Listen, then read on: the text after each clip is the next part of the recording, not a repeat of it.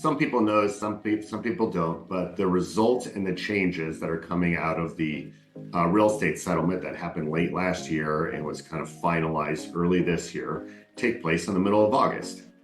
And the media did a horrible job of reporting on it when it happened. It made it seem like the entire industry was going to change, but really mechanically, very little is changing. It's just how commissions are advertised is going to change. And more might have to be negotiated at the table when you're negotiating the price. That is very similar to how commercial real estate has been done all this time. The changes take place in the middle of August. I have prepared the clients that I'm working with for that change. It's probably not going to be the biggest deal. I do believe in other states it's going to be a bigger deal because they were handling things differently. But here in the Denver Metro and Colorado, we've always had the same contracts. They are going to change the tiniest bit.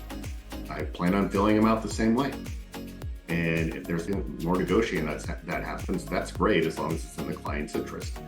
It's going to be an interesting period, but it's not going to be some earth-shattering move, and it is going to be interesting to see how the media covers it at this point, because the headlines and everything like that last time were inaccurate, misleading. The one thing you need to make sure is whether you are a buyer or a seller, investor or whatever, is that you have somebody competent representing you and representing your interests. That person does deserve to get paid.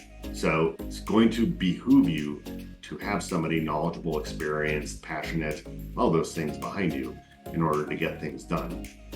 That doesn't change. And I think that the way that the commissions are done at the closing table aren't going to be very different. It's just how it looks at the beginning of the deal is the only part that's going to look different. It's hard to go into all the details over a video. If anybody wants to have a conversation about this, I'm happy to go into details.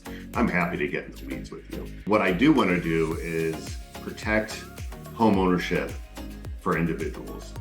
Because one thing that could come out of this is it's happening at the same time as all these corporations and hedge funds buying individual properties. These two things together could potentially threaten what is a foundation of wealth building in the United States, and that's owning your own home.